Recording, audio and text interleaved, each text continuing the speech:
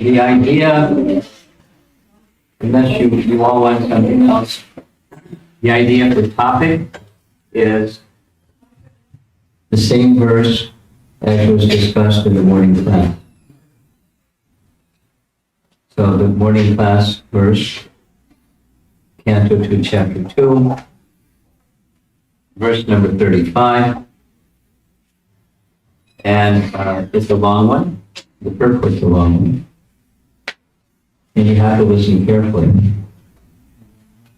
So, kids, you're probably going to get bored with this because it's analytical, and you get bored, no problem. You know what to do.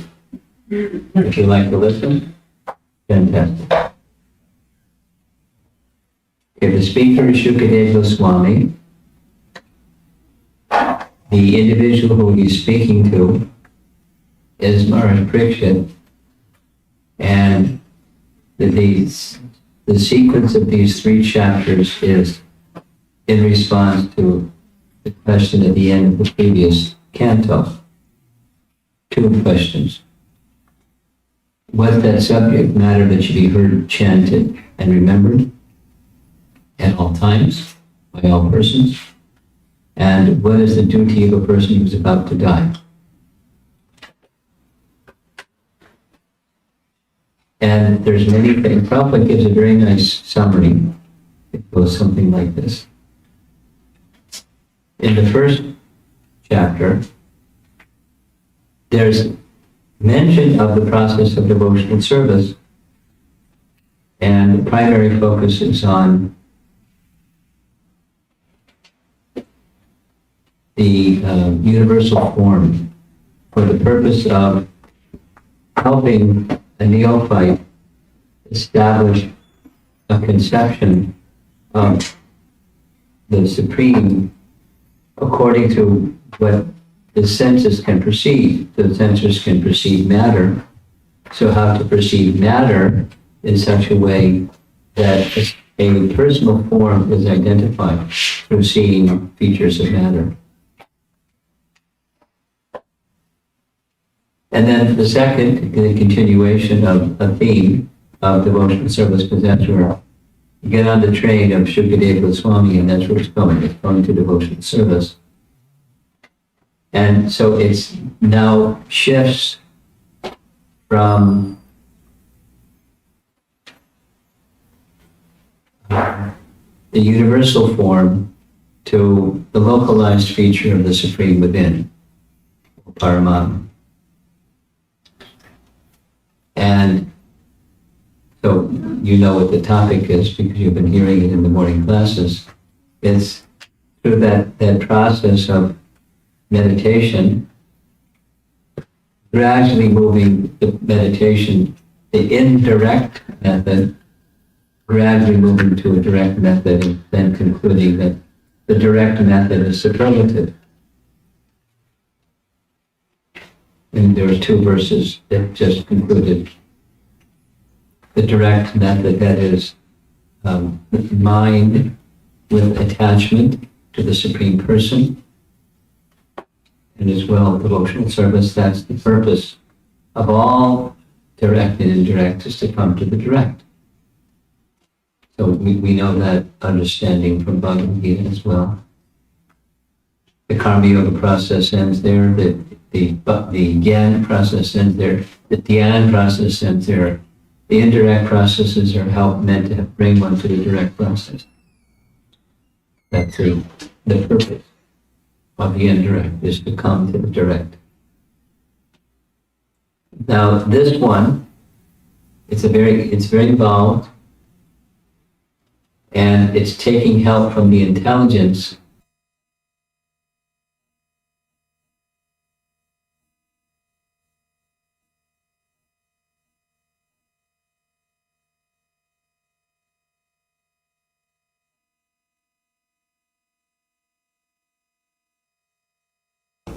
I've been spending a little bit of time, it's connected to what this verse says. There's a section in Paramatma Sandarbha. So there are four Sandarbhas that deal with Sambandha. Yeah.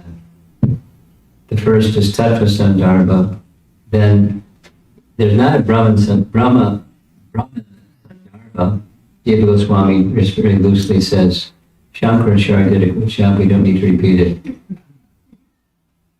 Paramatma, Bhagavan, and Krishna Sandarbha, sequentially. Paramatma, Bhagavan, Krishna Sandarbhas. In Paramatma Sandarbha, one of the essential features of Vaishnava teachings is there's two truths or two entities. The Jiva is distinct from Vishnu. Vishnu is Paramatma, so establishing what the Jiva is distinct from Vishnu is an early part of Paramatma Sandarbha. You could say up to Anucheda 45, the ontology of the soul.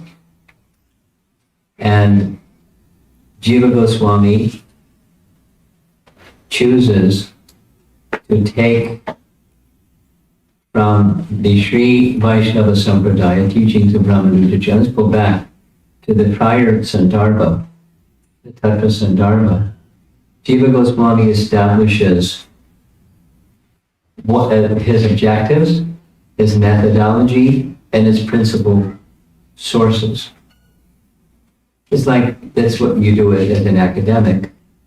What's your prameya? What is it that you're trying to address? And that the evidences, the pramanas, to help address what you're trying to address. And the methodology of using different references. So all that's there. So one of the references he expresses is he's going to rely upon Ramanujacharya. And one of the principal acharyas following Ramanujacharya is one who wrote extensively following Ramanujacharya on, we'll call it the ontology of the soul. And there are two names by which he's known, but we don't know his name so much, but Sri Vaishnavas know very well, Jamatri Muni, and Jiva Goswami glorifies him as a para vridha. It's a supremely exalted acharya. He like toots his horn. He's really a special person. Amongst those who are writers, and following Sri Ramanujacharya, he writes elaborately, and Jiva Goswami says he's going to rely heavily on his explanation of the ontology of the self.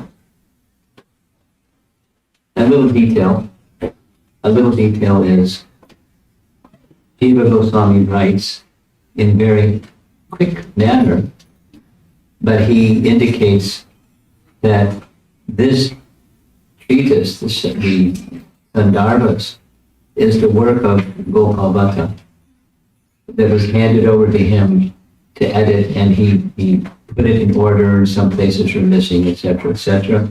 One can say it's a duet, it's a combined effort, but largely Jiva Goswami did a rewrite and organized it and structured it in such a way. We now have the Sandarbhas, so you say he's the author of the Sandarbhas. But it's worth noting that Gopal Bhatta was very involved in the composition and passed on the document to Jiva Goswami with the request, just don't mention my name. So he doesn't. He just says one learned Brahmin from South India, one Bhatta. Didn't say Gopal, but one learned Bhatta. Gave me this document, and I've done what he did with it. And naturally, Gopal Bhatta, being from his father, a Sri Vaishnava, knew extensively about Sri Vaishnavism. And he naturally knew very much about Geometry Muni, because at least in this particular topic. Now, there's not so many topics that gave such glorification and heavy reliance upon Geometry Muni, but obviously Jiva Goswami felt, and Gopal Bhatta Goswami felt, that his explanation of the ontology of the soul is outstanding in comparison to other sources that may say something. So without going through ruling some of the other ones out, that's the one that was chosen. And in Paramatma Sandarbha, the ontology of the self, there's a list of the vishishtas, or attributes of Jiva. As you know, Ramanujacharya's teaching is known as Vishishta Advaita. So there's attributes of Vishnu, there's also attributes of the soul, and many of the attributes of the soul in this list is what the soul is and what the soul is and what the soul isn't, and then what the soul is, and then the fundamental understanding of what the soul is an eternal servant of Krishna, eternal servant of Vishnu, eternal servant of Bhagavan. And one of those attributes connects with what's here. And Sva Drishta is one of those.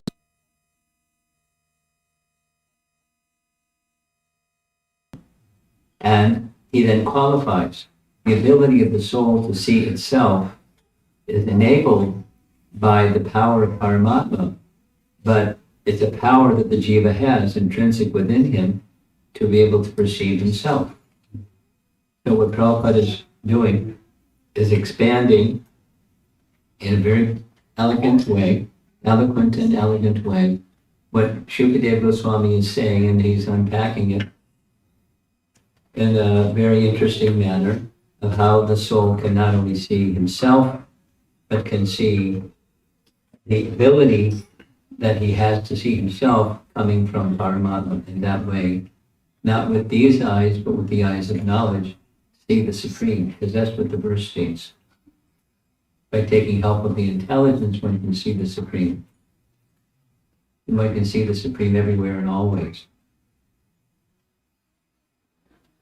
So here's the verse, Bhagavan Sarva Bhuteshu Lakshita. Lakshita is visible. Sva Atmana. So Bhagavan is visible along with the self. Sva Atmana. Hari. Drishyayar Budhyadibhir Drashta Lakshanai Anumapathai. Lakshanai, characteristics or different signs, lakshanas.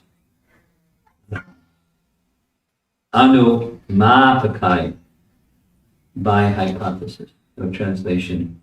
The personality Godhead Lord Sri Krishna is in every living being, along with the individual soul, and this fact is perceived and hypothesized.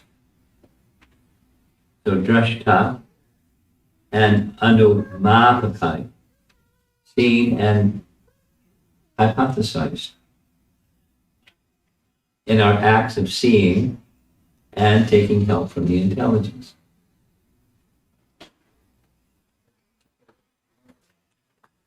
Three-page purport.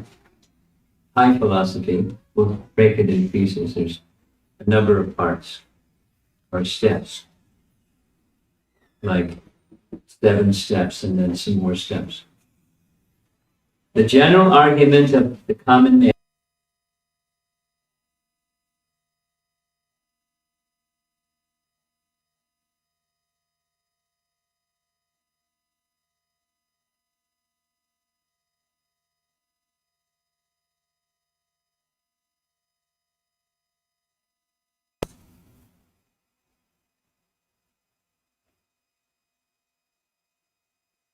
thinking of a conversation I had many years ago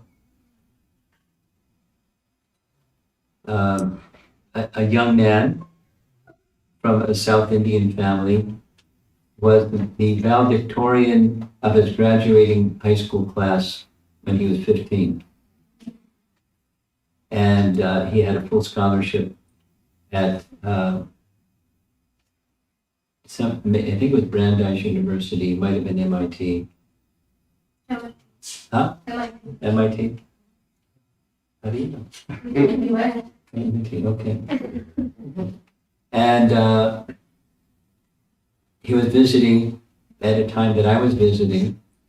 And, you know, when the discussion time came, he said, I have a question. And Mom and Dad said I should ask you the question. And the question was, from his peers in school, they wanted to know, why are you a theist? Wouldn't it be more honest, it's similar to what's here, wouldn't it be more honest to say you don't know?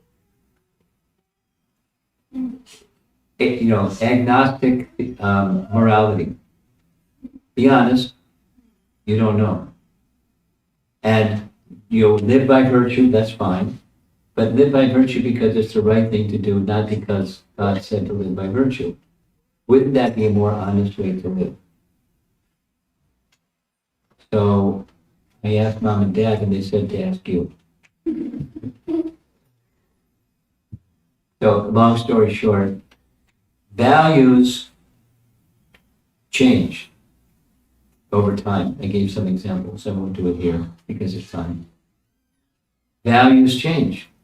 What was, you know, a taboo before is now quite okay, and what's taboo today is going to be quite okay tomorrow. It keeps changing. So what's virtue has no, it's very subjective. In time erodes it and transforms it. And so there's no real sense of value other than vox populi. However, there is such a thing as value, and that's where value comes from the Supreme. And so Dharma comes from the Supreme, and it's for that reason that we need absolute value, not subjective, changing through time value. It's just as practical to know what is real value, what is to be done, what is not to be done, etc. I mean, I gave a longer answer, but I think you get the picture. So how do you answer when people are agnostic? Not that they're saying, I disbelieve, it's saying, I don't really know. And so, since I don't really know, how can I devote myself to something I don't really know? To such a common man, here is a practical suggestion given by Srila Shukadeva Goswami as to how one can perceive the Supreme Lord by reason and perception. Reason and perception. Hypothesis. And drashta, to see.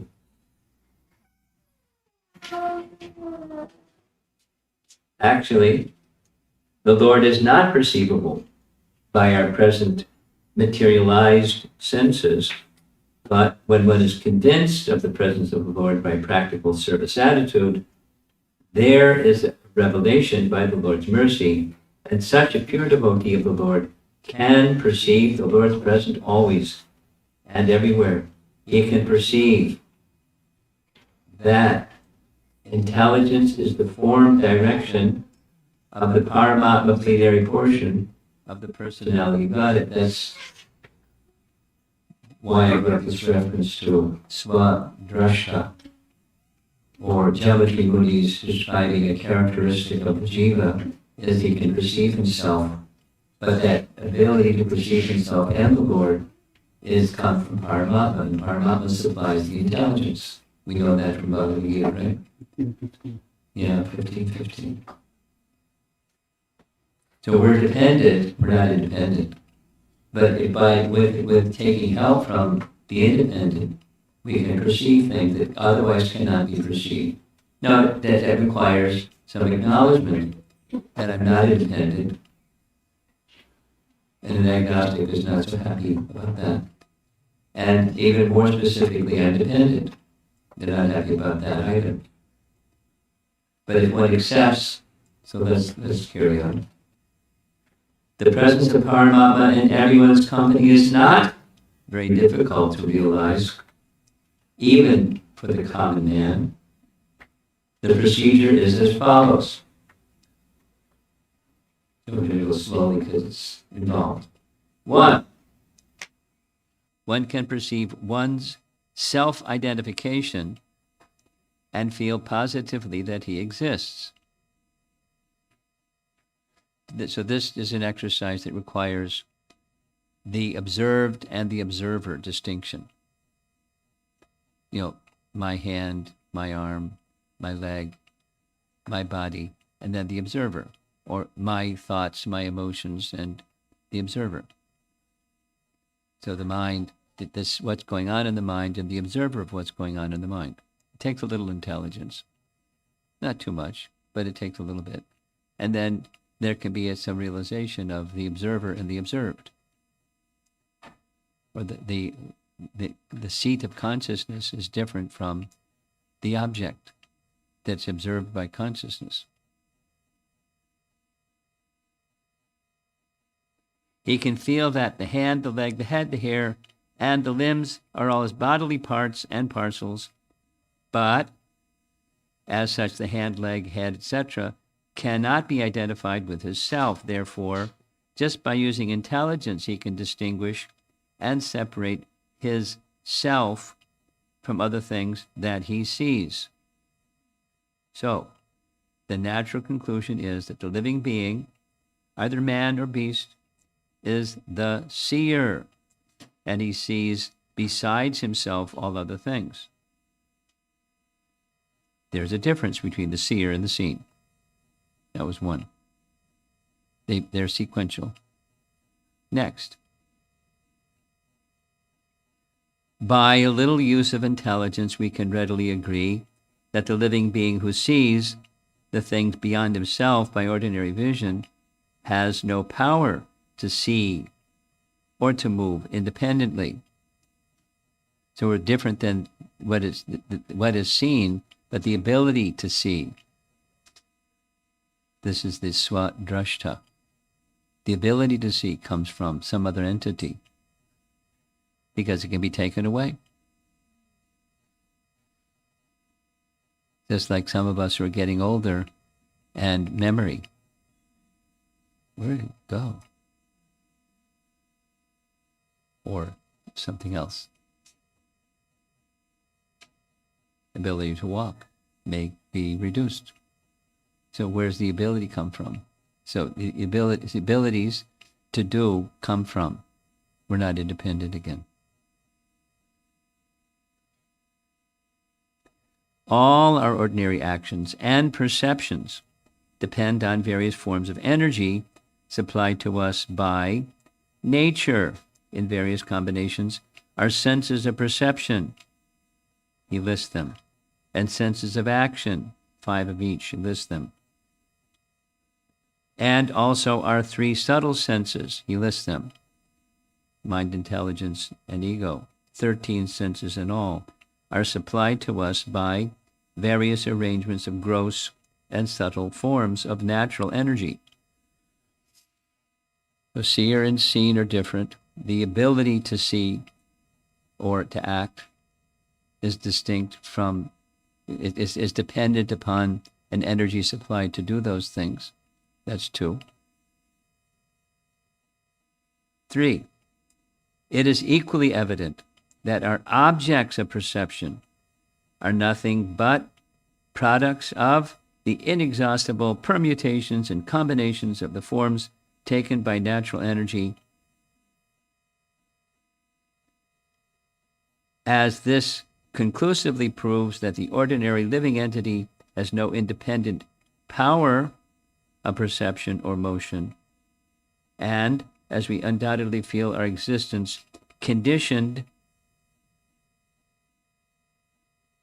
by nature's energy.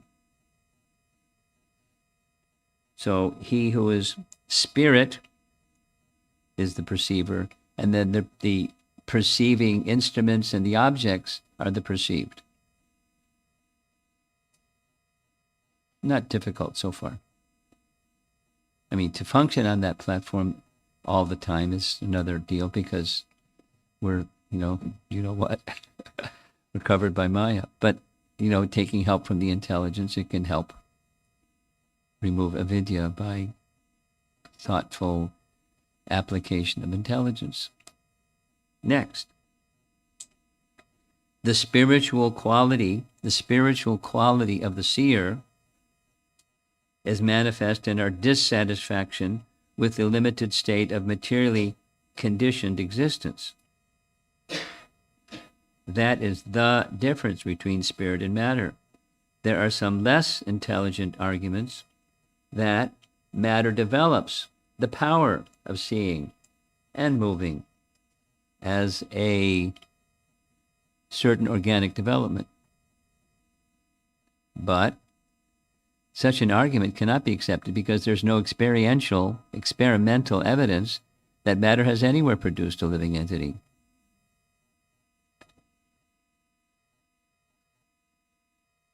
So where is it pointing to? That this differentiation between the experiencer and the experienced, where does it come from? Where does life come from?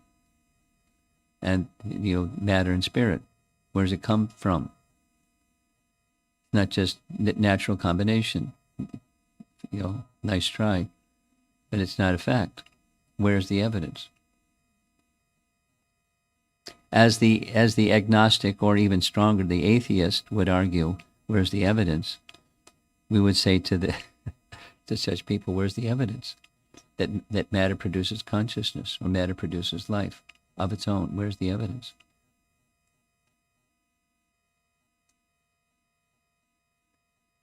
Idle talks regarding future development of matter into spirit are actually foolish, because no matter has ever developed the power of seeing or moving in any part of the world. Therefore, it is definite that matter and spirit are two different identities, and this conclusion is arrived at by use of the intelligence. So what's next? There's something independent that's generating these things. Now we come to the point that the things which are seen by a little use of intelligence cannot be animate unless we accept someone as the user or director of the intelligence. Intelligence gives one direction, like some higher authority. And the living being cannot see or move or eat or do anything without the use of intelligence. When one fails to take advantage of intelligence, he becomes a deranged man. And so a living being is dependent on intelligence or the direction of a superior being. Such intelligence is all-pervading. Every living entity has his intelligence, and this intelligence, being the direction of some higher authority, is just like a father giving direction to his son. The higher authority, who is present and residing within every individual living being, is the super self.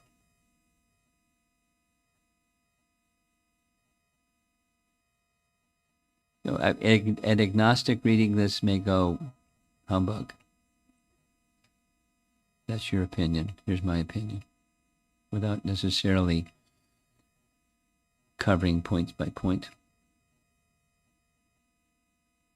But so what's going on is Shukadeva Goswami has made a declaration by taking help of the capacity to see and to hypothesize or reason. One can, with the help of intelligence, deductively conclude that there's a super soul. Now, the inductive method is different, but it's just taking the deductive method, the reasoning process. And it's quite reasonable. It's not a proof, but it's quite reasonable. Now, the proof is through bhakti. And that was the previous two verses. Now, this is taking help from the intelligence. It adds a likelihood or confirmation of what these two verses are saying prior to this. Not a proof. Because Gyan, or use of intelligence on its own, is not conclusive. Someone else will come along with another argument, and back and forth it goes. New paragraph. At this point in our investigation, we may consider the following question.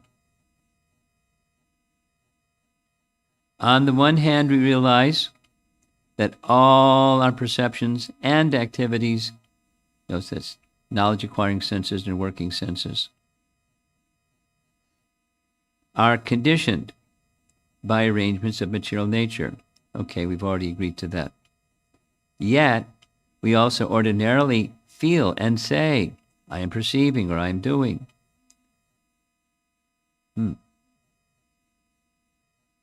Sounds like that's not intelligence. Therefore, we can say that our material senses of perception and action are moving because we're identifying the self with the material body, the machine. And that the superior principle of superself is guiding and supplying us according to our desire. Influenced by the modes of nature, desire moves. And so we're perceiving. We form friendships with people who perceive like us. And we perform, commonly, one gathers enemies that perceive differently than us. So friends and enemies is part of the territory, material territory. By taking advantage of the guidance of superself in the form of intelligence, we can either continue to study and to put into practice our conclusion that I am not this body, or we can choose to remain in the false material identification, fancying ourselves to be the possessors and doers. The free will choice that comes at the end of Bhagavad Gita, or comes at the end of any understanding we can choose. Yes or no? Our freedom consists in orienting our desire either toward the ignorant material conception or the true spiritual conception. We can easily attain to the true spiritual conception by recognizing the super self, Paramatma, to be our friend and guide, and by dovetailing our intelligence with the superior intelligence of Paramatma.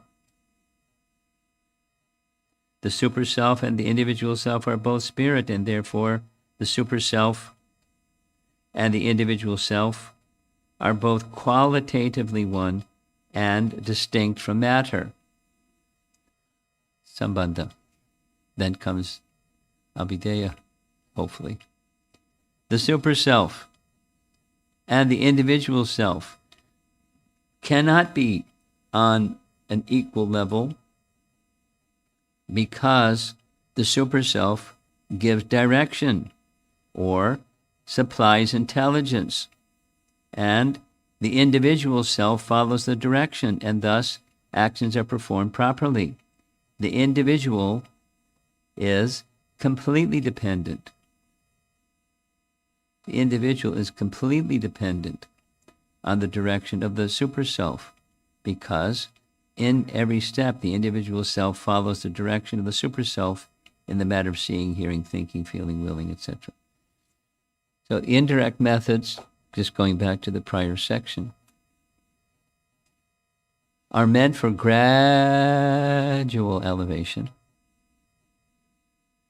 And how gradual depends on the process and the application of the process and the teachers of those processes, and what's their understanding of the conclusion of that process.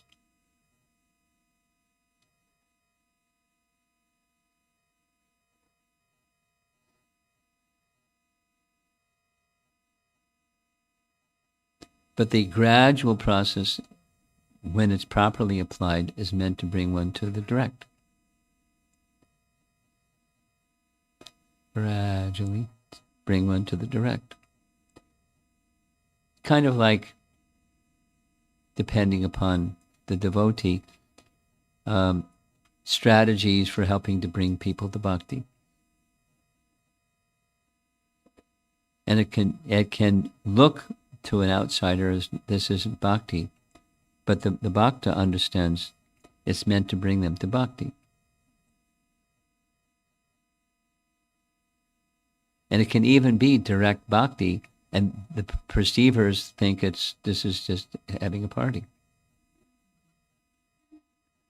Going on Harinam Sankirtan, and people dance and drink their whatever they're doing and smoke their whatever they're smoking and laugh whatever they're laughing, and they're being engaged in the bhakti process. They're becoming directly purified, although to them it looks just like a party.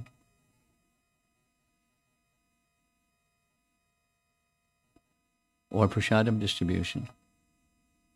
It's something that's yummy.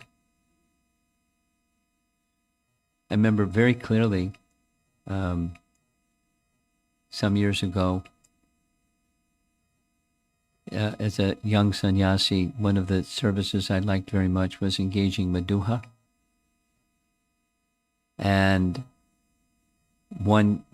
2 summers in a row, before, and mainly it was before the New York Rath Yatra, I made bookings for Madhuha for a full month, almost every day. And I'm very just City Hall and Battery Park and all kinds of places in New York City, in front of the federal office building, because they're government places, so we could get a permit, because it's government property. So we could get a permit. They could, religious freedom. They gave us permits, and all around the place, Columbus Circle, and all over the place. So one of the places was City Hall, and City Hall is not very far away from Wall Street. So a lot of businessmen take a break from Wall Street and go for a walk, and in the summertime when it's not raining. And so they came to where we were. And, there was this and that and the other thing. It's like 6 tents with lots of things going on. Kirtan over this tent, and books over there in that tent, and somebody showing about japa over in that tent, and of course, prasadam. And questions and answer both. So we had the whole shebang. So I very clearly remember one businessman coming up, eggplant parmesan was the main dish. It was really good.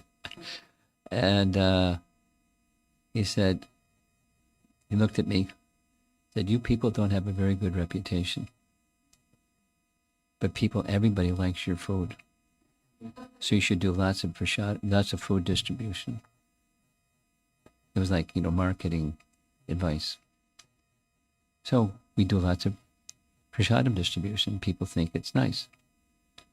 But when they come for the prasadam, they're getting not only prasadam, but they're getting other things, if it's devotee sangha. So prasadam distribution is a really fantastic method for reaching the hearts of people.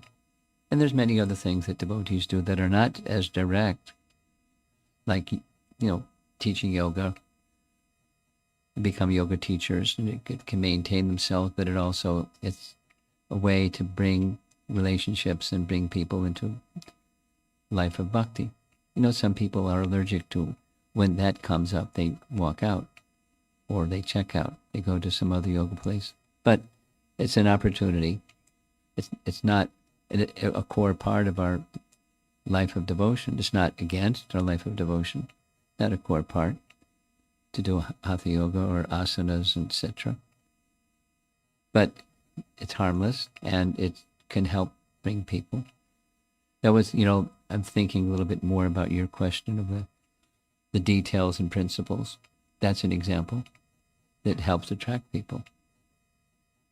Their attraction isn't to let me learn.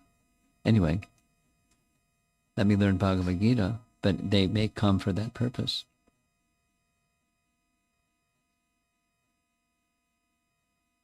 Okay, so going on to the next section.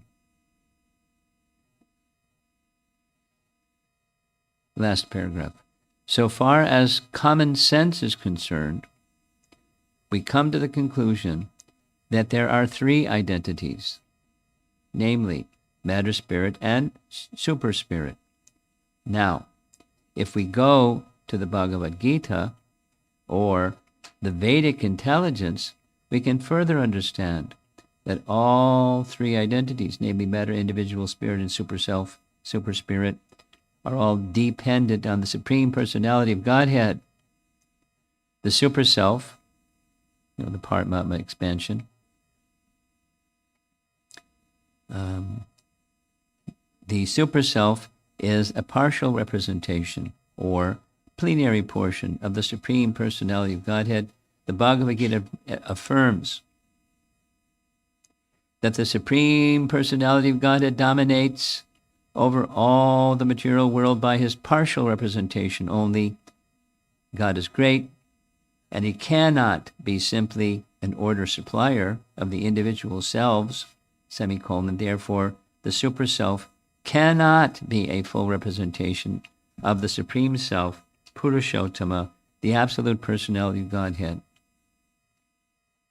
Realization of the super self by the individual self is the beginning of self-realization, and by the progress of such self-realization, one is able to realize the Supreme Personality of Godhead by intelligence, by the help of authorized scriptures, and principally by the grace of the Lord. Step by step.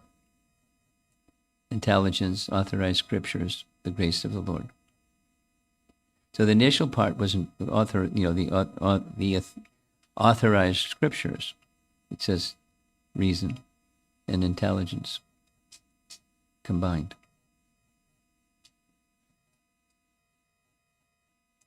The Bhagavad Gita is the preliminary conception of the personality of Godhead, Sri Krishna, and Srimad Bhagavatam is the further explanation of the science of Godhead. So, if we stick to our determination and pray for the mercy of the director of intelligence, sitting within the same bodily tree like a bird sitting with another bird, as explained in the Upanishads, certainly the purport of the revealed information in the Vedas becomes clear to our vision.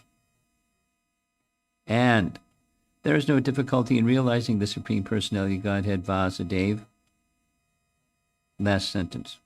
The intelligent man, therefore, after many births of such use of intelligence, surrenders himself to the lotus feet of Vasudeva, as confirmed in Bhagavad Gita 7:19. So it's reverting back to an indirect process, indirect in the sense that it's not direct bhakti. The previous two verses were direct bhakti, where the mind is attached. Mind is rati, Bhagavan, attached to Bhagavan. In the previous verse, unmixed devotional service, unmotivated devotional service. So this is like a backstop, going backwards a bit to an indirect process that by structure one can also get lost, but it can bring one to the conclusion. It's something like, Sambandha Gyan, and how does Sambandha Gyan lead one to Abhideya?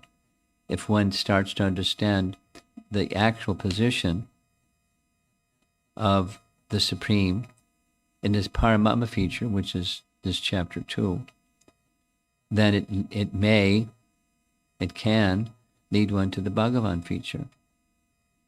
And in the Bhagavan feature, the direct devotional service is what's going to happen in the next chapter. This is close to finishing chapter 2. It's a little involved. And as I thought that the children weren't really interested in this topic.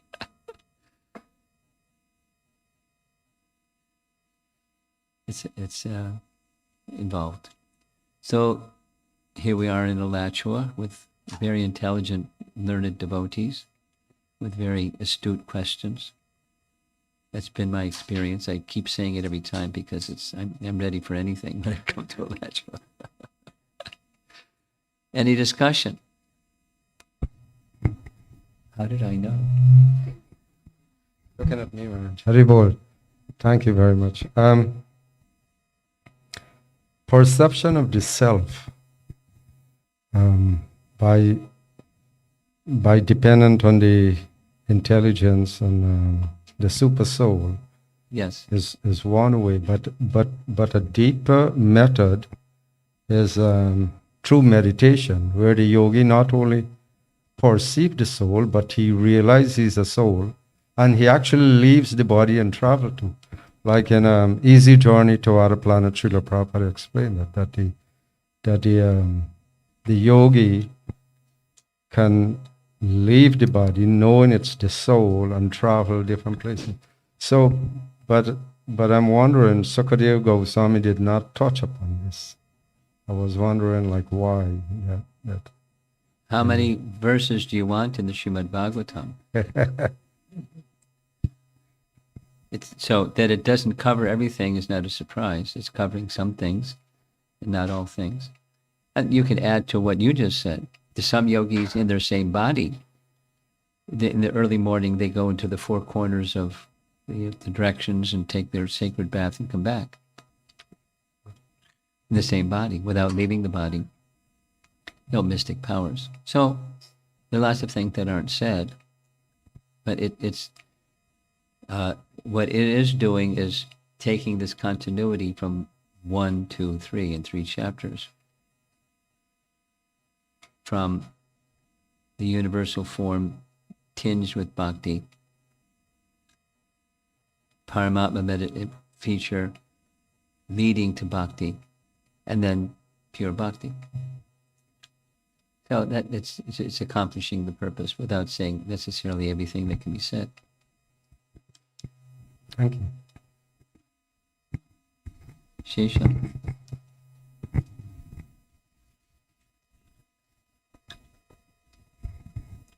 Thank you for your talk, Maharaj. In the beginning, you were talking about ontology of the soul. Yes. Can you, in a summary fashion, Can I do what? In a summary fashion, give us an explanation of how the 4 Vaishnava Sampradayas, How the what? 4 Vaishnava Sampradayas have different, How the soul what? How they differ? how they differ in terms of the, Oh, that's a whole class. that's what I said in summary fashion. But, well, a summary, even the summary takes a class. I can say a couple of things. I'm not very clear on 2 of the Sampradayas, reasonably clear on 2 of the Sampradayas. So Vishishta, Advaita, or the Sri Vaishnava position, is the Advaita is the foundation, and there are Vishishtas of the Supreme. The Supreme is a person, and the Supreme has his Vishishtas, or attributes. And one of those is the Jiva, and there's attributes of the Jiva that are attributes of the Supreme. And Madhva, Dvaita. There are 2 tattvas, both are spiritual, and they're distinct. And Chaitanya Mahaprabhu is Achintya Bhed Abhed, one with qualitatively different, quantitatively. That's the relationship between the 2 and with the Supreme. Now, a book that's very easy to go through, although it's a Bhakti Siddhanta Saraswati Thakur book. One of his, as you know, one of his missions was to bring unity recognize the unity within the diversity of the four Sampradayas. And so he wrote a book on the four Sampradayas and their teachings, as well as their disciplic successions, etc., and the likenesses and differences. It's kind of skinny book. And it's not, too formidable, impenetrable kind of Bhaktisiddhanta's usual language. It's approachable. And Purusha Swami from Brazil, you know his name? Purusha Swami spent 3 years, I think, in Vrindavan, and then gave a seminar and wrote a little book. I can send that to you, because he sent it to me, a PDF of his book on the four Sampradayas and their essential teachings. But you're looking for like a little synopsis, not a book or a little paper. Probably Pran Govinda will know the answer to the other two Sampradayas. I don't. Not off the top. I'd have to refresh. You want to elucidate? Thank you. Okay.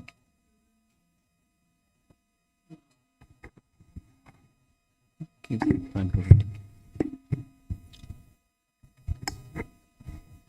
I remember one main question raised, that why did Lord Chaitanya accepted Madhacharya instead of other Sampradaya? Yeah.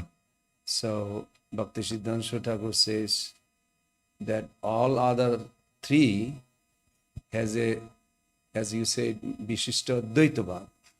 So Kevala Advaitavad, Yes. Shuddha Advaita Advaitavad, Yes. Vishishta Advaitavad. Yes. But Madhacharya is the only one, he says, no Advaita, only Dvaita. Yes. So he said there are 5 eternal differences. Yes. He focused. One was Ishwar Jiva Bhet, Yes. eternal difference between Ishwara and Jiva. Jiva Jiva Bhet, the eternal difference between each soul. Panchabheda. Panchaveda, yes, Maharaj. You can say that. I know that one. You He's say it asking, better. the Panchabheda is easy. He's asking, what about Nimbarka and Vishnu Swami Sampradaya? What's their conception of Vishnu and the Jiva? That's your question, right? In a summary way. I mean, I remember what Vishnu Swami says, that it's like a cow barn has many cows and different color, but it does not say whether there is Rasagata difference. So I don't know the metaphor, what is that means. Okay. That in the cow barn there's many cows. So living entities are like that, part and Diversity. parcel. But their relationship with the Lord, with a particular rasa, that was not clear to me. Okay. Maybe he did, but I never found any clarity. As for Nimbargacharya, they address Sakya rasa of Radha Krishna, Yes. but they do not promote the Parokya. That's So- different. His question is the Jiva and No, Vishnu. I'm coming to that point. Okay. So on the Sakya, it says they can come through the bhakti to serve the divine couple as a servant, but does not say that, as Prabhupada said, Nitya Siddha Krishna Prem, that this predetermined, that is not promoted. It's kind of like you can adapt. This is what I understood. You can adapt in a way you want to serve the divine couple as a married couple. I'll remember to send you, and if you want, you can circulate with others, Purusha Traya's book. And you can give him the title, because I can't remember the title. You have in your library. You have in your library? You don't have in your library. The Bhaktisiddhanta's book, The Four Sampradayas. Yes. So you don't have a soft copy, but just tell him the title, and he can find it if he wants to pursue it. Yes.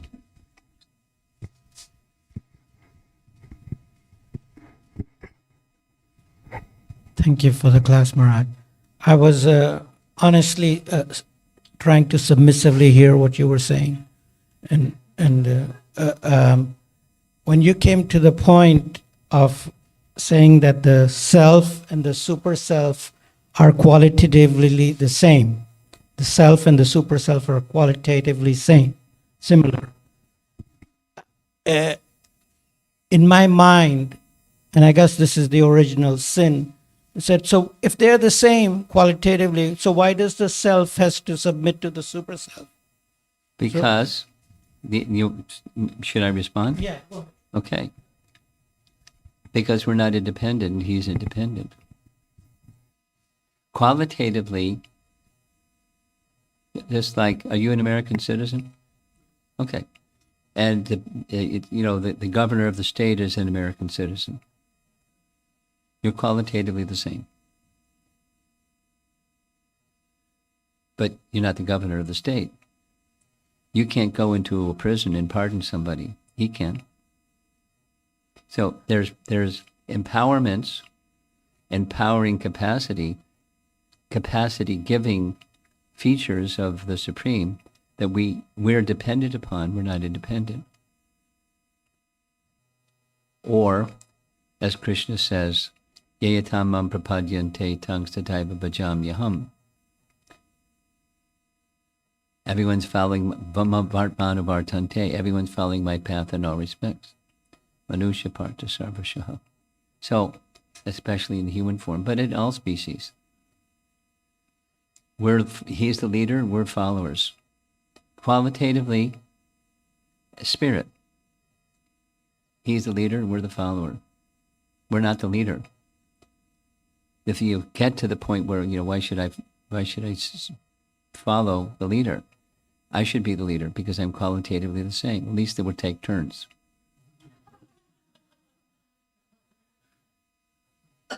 Democratic, right?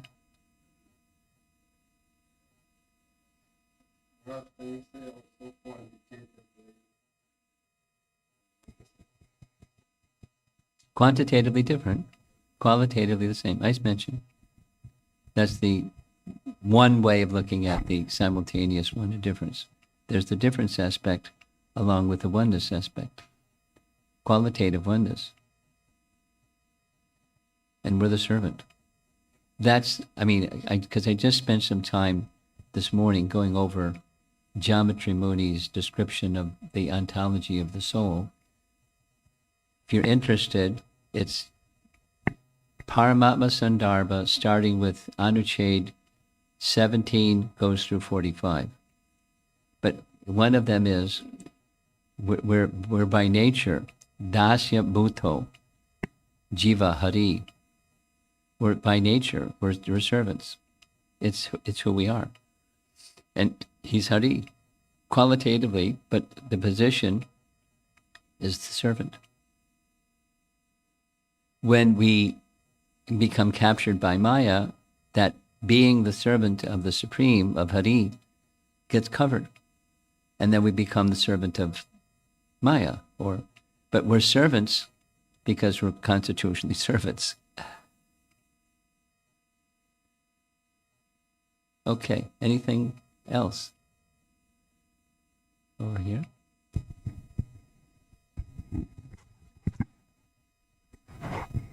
Hare Krishna Maharaj.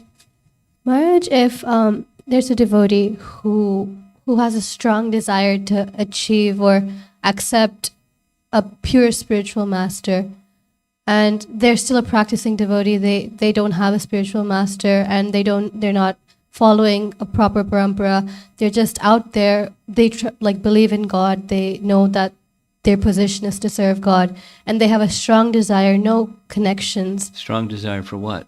A guru. Okay. A proper guru. So is that strong desire enough to lead them to a guru, or how can they find proper? It's two parts. Everything is two parts. Our desire and mercy, our effort and mercy. It's always two parts. We're not independent, we're dependent. The good news is Krishna's independent. And he's omniscient and he's very kind. So when Krishna sees such a desire, he reciprocates. But we're dependent. Now, is it possible? The answer is yes. Is it possible that someone is sincere can be tested by meeting someone that's not fit? many of us probably, if not all of us, in the course of time, met persons that, in a point of sincerity, we came across a teaching or a teacher that looked real, like the real deal. And after some time, we realized it wasn't the real deal. So that's part of the testing and giving intelligence. Is this what do you really want? But the short of it is, Krishna will always help one who is sincere, but it's dependent upon Krishna's sending that which is genuine, and that is dependent upon us saying yes instead of let me think about it, which is a polite way of saying no. Okay. I'm looking at around the room at our persons who generally ask questions and see if they have questions. Anyone? Okay.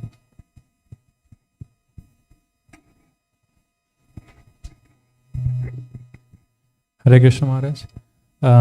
This question is regarding like the discussion I had recently with one of our Bhaktiviksha member.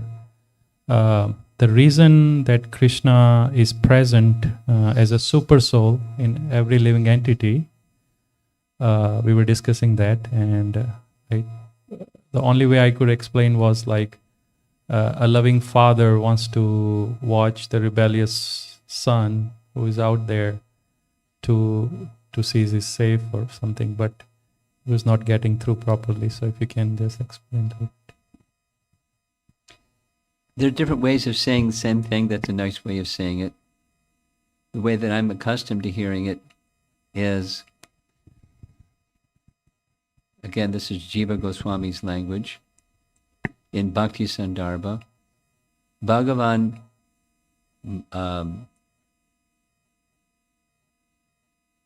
Bahirmukha.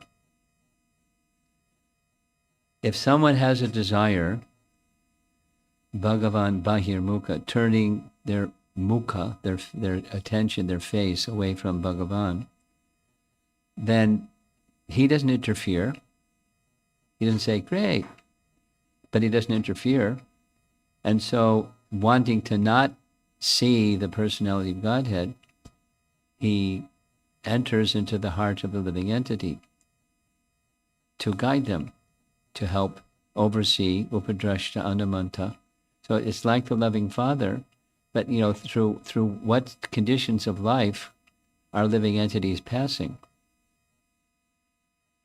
The worm and stool, example that Prabhupada gives, or the bird or the insect or the whatever. And Super Soul is also there. So how kind. And then evolving up to the human form of life, and then we do stupid things. That's not the direction, the form direction of the Lord is another way of saying Super Soul, that we say no. So he doesn't interfere. He continues to upadrashta anamanta. It's like the loving Father. And he doesn't interfere, but he's always reminding us, and then we can say yes or no. And then reminding us externally through representatives and through scriptures, etc. So it's like that.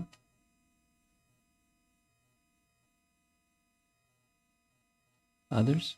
Yes. In the back.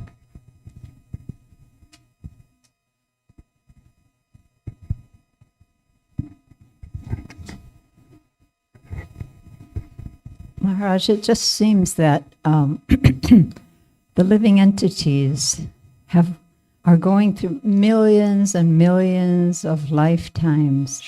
How can a loving Father create a situation where such a long time? I mean, I know it is our doing that is messing us up. But it's just such a long program. Yes, Why it is. couldn't he create something a little, The shortcut. something different? It's part of a loving relationship. It's part of the nature of his loving relationship is he doesn't interfere. He gives reminders. He makes it easy. but he doesn't interfere. And that's like, let's say how many human species are there compared to all the other species on, in Alachua? How many living entities are there other than human beings in Alachua? Sheesh. And then that's the fruit of their desire being fulfilled. He doesn't interfere. So let's go the other way. The other way is supposing he just said, I'm sorry, no more free will. I got a leash on you and I'm pulling, and that's it. You're in a straitjacket, you're in a padded cell, you don't have any free will, and that's love. Got it? That's not love. So love means this other. And it's not unlimited freedom, it's with boundaries. And there's consequences. And that's the place. That's the nature of the place. So your question is, why not make a different one? Where there's shortcuts. Well, there are shortcuts. And we can say yes or no to shortcuts. Mame kam sharanam braja, aham tom sarva papebhyo moksha yashami masucha. That's the shortcut.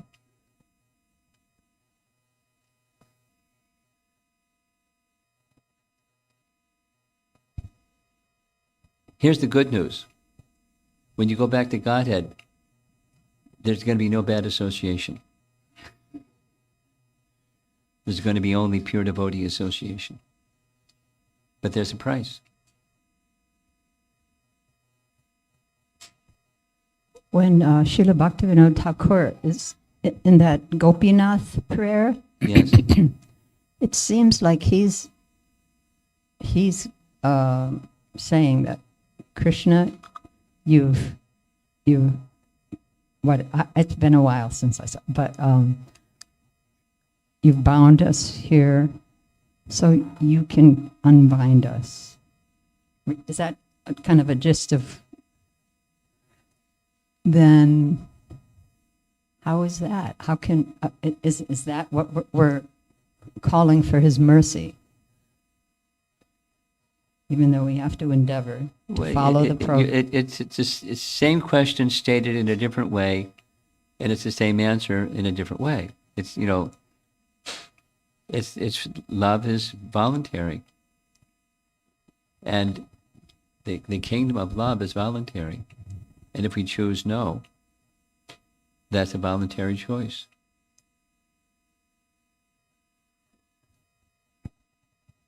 Okay, here comes another one. Actually, that reminded me, and I had a different question on a different topic, but I was listening the other day to Jagat Tarini giving a seminar some years ago, Vrindavan, Mayapur, and Puri. So on one of the classes, she was quoting from Bhaktivinoda Thakur, talking about the book distribution of Sankirtan, and he said, there will come a time when, yes, all the different nationalities, but he said not only that, but the birds and the beasts and even the vegetable species will be preaching to them. And so I was just thinking of that in connection with Ragatmika's question. Bhaktivinoda is a great visionary, isn't it? So I actually had a question on a topic from the other night. Okay. Is it all right? Sure. Because as you said, as we get older, sometimes we're a little slow to respond.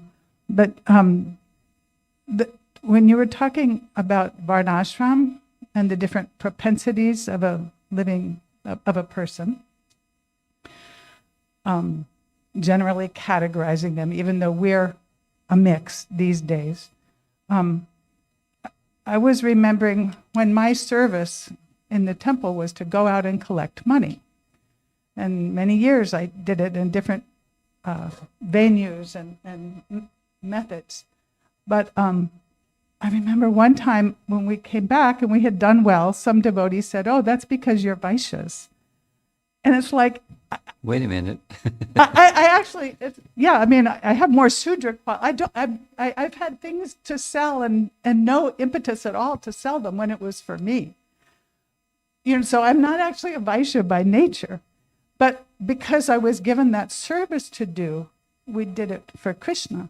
So that's why I was wondering, because you had given an example of someone else, moving earth. Oh, that's a Shudra occupation and they were happy doing it. But could it not be that they were happy doing the service given to them? I mean, many times it's been said that our authorities may have misguided us for some time Or in the institution. Or it may be that the vision was, here's the needful, Right. and then let's do the needful, and then what's needful gets adjusted to some later point in time. Even our founder Acharya did like that. Right. In right, different. So what to speak of lesser persons, like all the rest of us, Right. understanding what's needful and making a strategy to meet the needful. Right. So my question was more in relation to our categorizing a devotee according to what they do is really You right on, sister. You should be according to consciousness, not according to activity.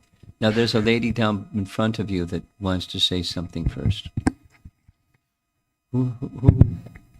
Oh, okay. Okay, I thought I saw somebody's hand up. Okay. So, Maharaj, from surrender perspective. From a which perspective? Surrender. So, Surrender perspective. Yeah. So, let's say worldly example, in a war situation, when enemy surrenders, they become prisoners of war. So, in that situation, they don't have a choice except they have to do whatever his master or the other party would ask him to do. But here we are surrendering, but we still have desire and we still can do something, whatever we want. In that actual surrender situation, in the worldly example, they can do whatever they want. They can go to jail. Yeah. So what I'm trying to There is ask choice. you, Free will is never taken from the jiva.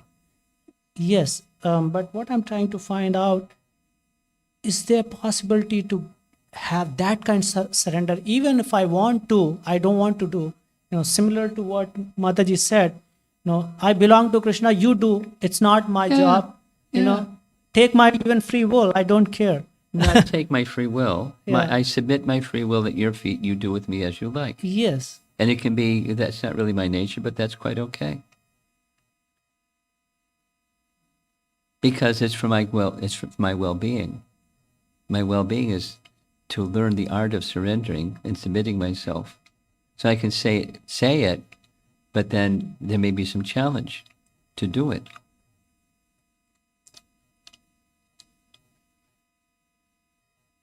You want some example? I'm still not getting up. I want to have this kind of situation, not for everybody, but for myself, where, I surrender, but then I don't have any desire. No, but you're going to free have will. desire. You're going to have a desire. But you subordinate the desire to another. That's what servants do. Servants don't have no desire. A pure servant has no other desire than the desire of the master. But other than a pure servant, there's other desires. And that the master may give a service that the servant likes. The master may give a servant a service that the servant doesn't like. So for you, at this, at this present stage, I surrender to Krishna. You can say no to some service if it's something abominable. I'm not going to do something abominable, even if I'm asked to do something abominable.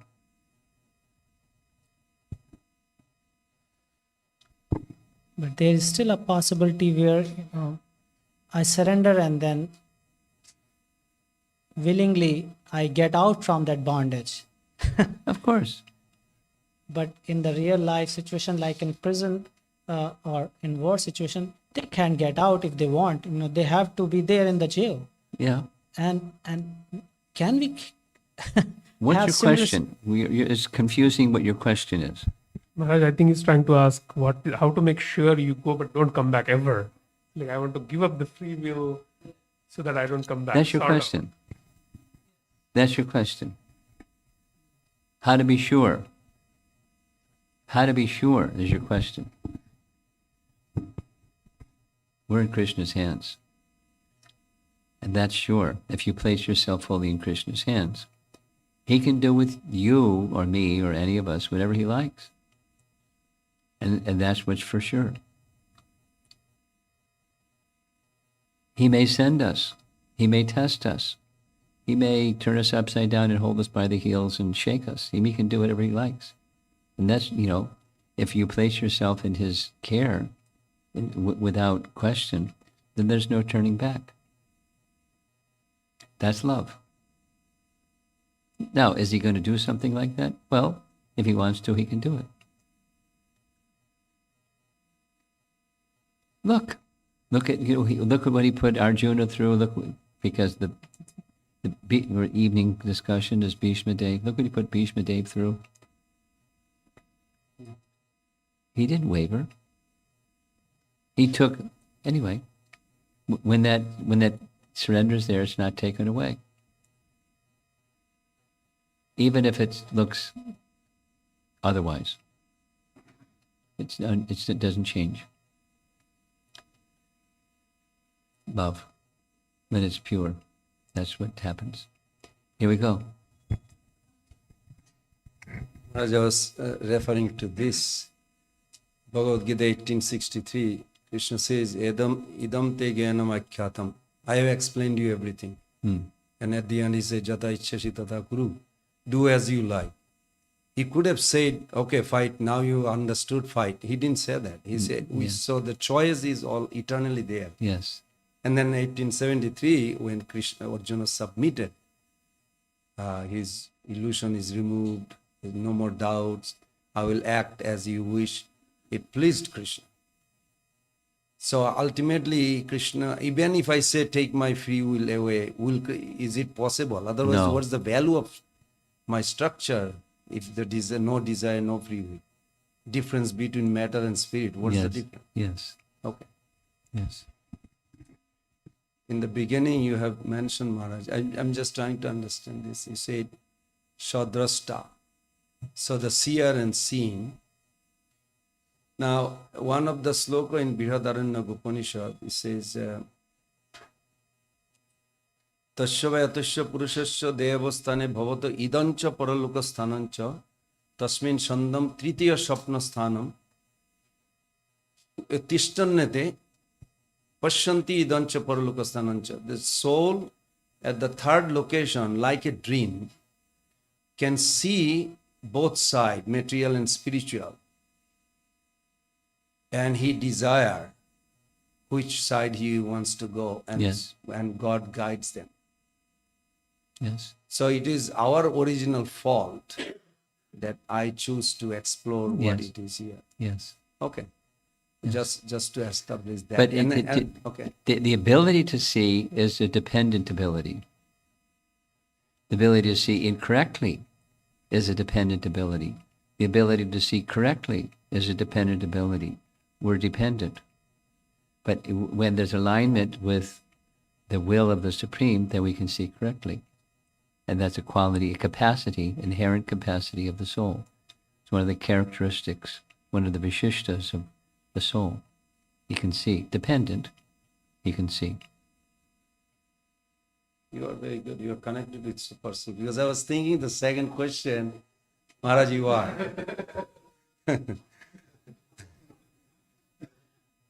Seer and seen, as you said, Maharaj, because I strongly see a few verses that Krishna is complete eternally, independently, and soul is also complete dependently on Krishna. Yes. That is the biggest missing. You hear that? That was one of the answers to your question. You got it. You just wanted me to hear me speak about it. speaking.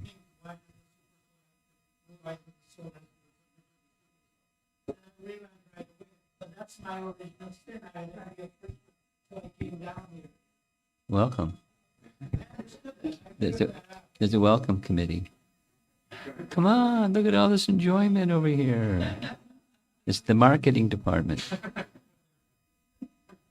I see one hand, and then I'm going to end. You have something too. Okay, let me just do two, and then we're going to end. And then an online for three. But that's it. I was thinking about how, from where we are now, we want to fully surrender and become a sold-out servant, the way you were describing. And that realm where Krishna says, like in CC, friends climb on my shoulders and say, what kind of a big man are you? You and I are equal. And he says, when my beloved reproaches me in a sulky mood, I forget potential. Maybe when we finally reach our real state, we can exercise our freedom and even, playing like that with Krishna. But from where we are now, please let me become your servant. Okay, we have one more microphone. And then we're going to do an online one, and then we're going to say Hari Bol. Just quickly to touch upon Mother Ragarpinta's question. 8 million species are in total illusion of what's happening in terms of time. It's only when we come to the human species then we're conscious that we're suffering and everything. And because we're essentially perceiving time, it seems long. In the view of the Lord, it's just like not even a moment. Not even a moment. Brahma's whole day is just a breath, really. Or Brahma's whole lifetime is a breath. You see, so all this play is just nothing really in the view of the Lord. Online, take it away. Maharaj, this question is from Amara Mataji. She has two questions. One is, Hare Krishna Guru Maharaj, how do I differentiate between detachment and dislike when life present situations? Detachment and dislike? Yes, Maharaj. Well, dislike isn't detachment. It's dislike. And detachment is come see, come saw. This, you can be that. And then you take the practical steps because it's this or because it's that. But in dislike is I'm the enjoyer, and detachment is somebody else is the enjoyer, and I'm the instrument of someone else's enjoyment. I'm not interested. My investment is not my happiness. My investment is Krishna's happiness. That's detachment. According to Bhagavad Gita, what is called renunciation is the same as yoga or linking with the Supreme, because one can't be detached without being linked to the Supreme. So real detachment is being linked with the Supreme. Then that's what real detachment is. Next. Okay. Her next question is, when we intensely pray to Krishna to give strength to focus while chanting, but thoughts keeps coming, how to understand this situation? Are thoughts coming to me or I am going to them?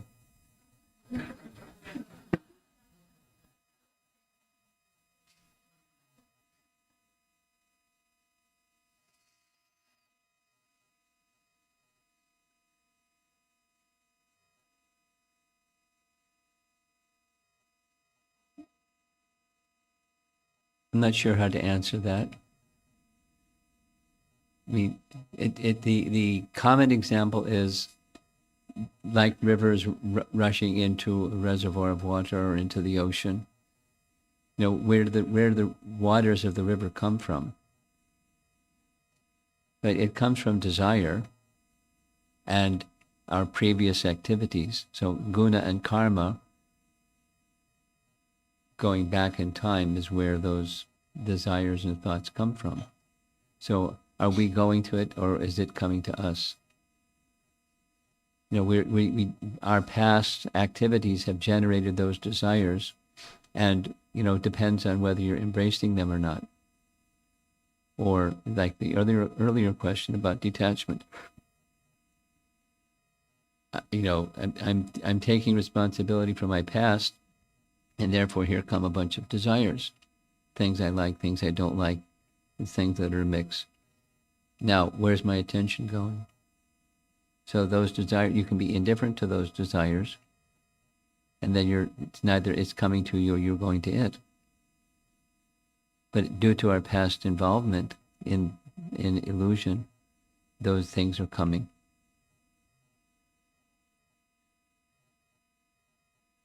Is that it? Srila Prabhupada, he? Done.